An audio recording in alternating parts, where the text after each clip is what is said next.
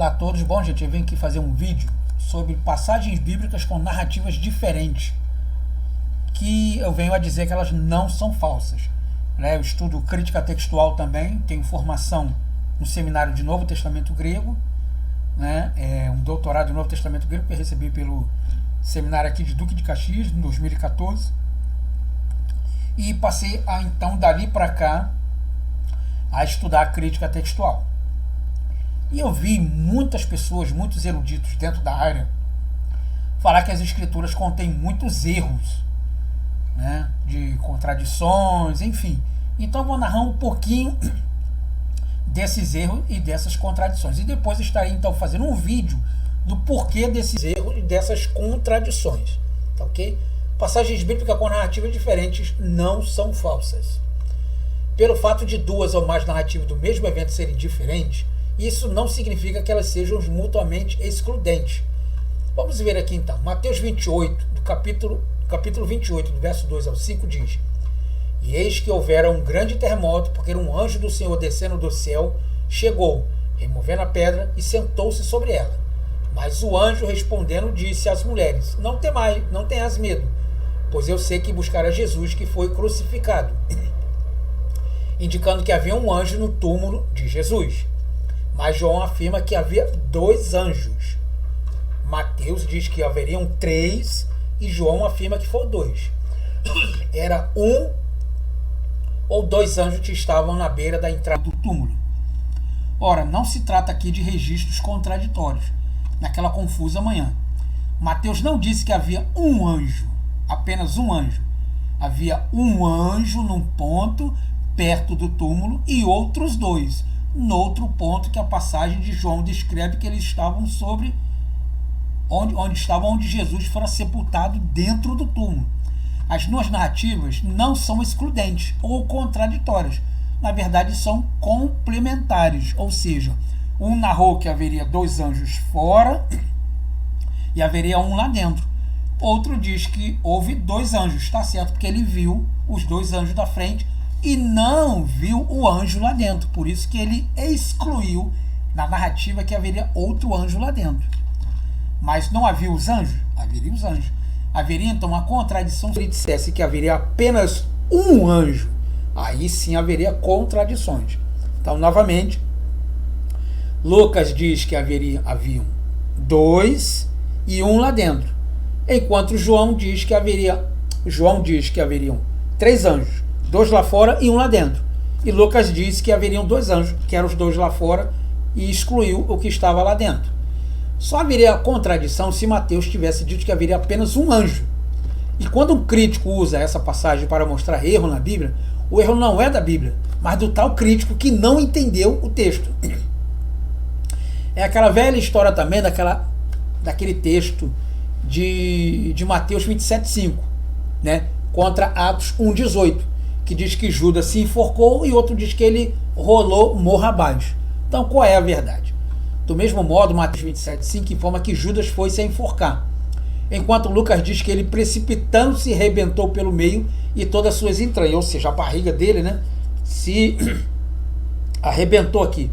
Há uma grande possibilidade do galho ter quebrado e ele rolou morro abaixo e saiu arrebentando e as tripas saíram.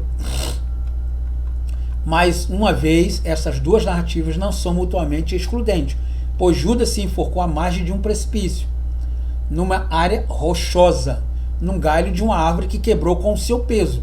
É lógico isso. Ele caiu e suas entranhas, pelo impacto das pedras, se derramaram, ou seja, ficaram à mostra.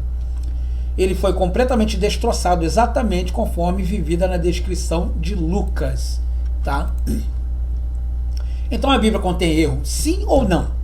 Se você ler a Bíblia aceitando-a sem questionamentos, livre de ideias preconcebidas para encontrar erros, você encontrará um livro coerente, consistente e relativamente fácil de entender.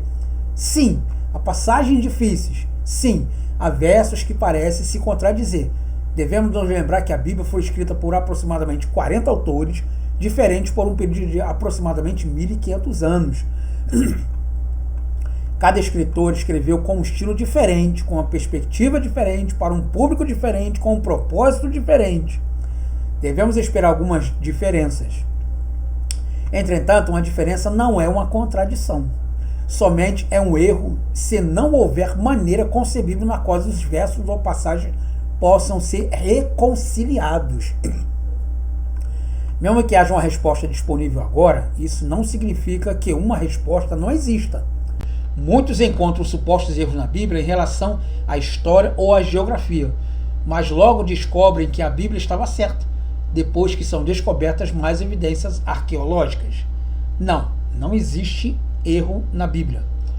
Num debate com o mestre da lei acerca da sua divindade, Jesus Cristo fez uma citação do Antigo Testamento e declarou que a Escritura não pode falhar. Isso está lá no Evangelho de São João, capítulo 10, verso 35. Isso significa que o próprio Senhor Jesus Cristo testificou que não há erros ou contradições na Escritura. Aqui também é importante entender que essa inerrância da Bíblia se estende por todo o seu conteúdo historicamente. Os cristãos têm crido na plena inspiração verbal da Bíblia. Isso quer dizer que todas as palavras registradas na Escritura são inspiradas e, portanto, são as palavras sopradas de Deus. Então, no processo de registro da Escritura, a providência divina cuidou até mesmo da escolha de cada palavra empregada pelos autores humanos da redação do texto sagrado. Isso, no entanto, não representa nenhum problema diante do fato de que alguns escritores bíblicos, em muitas passagens, usaram linguagem popular do cotidiano, aproximações numéricas, fizeram citações livres e construções gramaticais incomuns.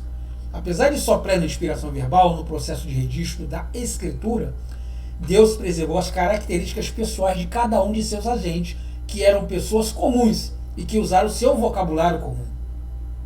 Então, ainda que um determinado versículo bíblico possa não apresentar uma gramática grega adequada, ela continua sendo inerrante, pois sua informação é absolutamente verdadeira.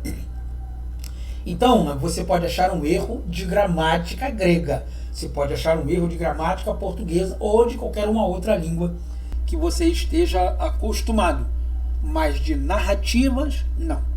Não há contradições, apenas diferenças de narrativas, ok? Espero então que vocês tenham gostado. Tem mais vídeos dentro desse canal aí, tá? Você pode procurar sobre aquele buraco da porta, né? Que Jesus disse sobre o camelo. Era um nó de rede ou era realmente um animal, o camelo? Então ali também não há uma contradição. Há uma forma de se expressar que o autor, que o autor entendeu de uma forma e o outro autor entendeu de outra forma. Tá, ok? Espero então que tenham gostado e retornaremos então em outros vídeos ao qual falaremos um pouco mais sobre essas diversidades das escrituras. Ok?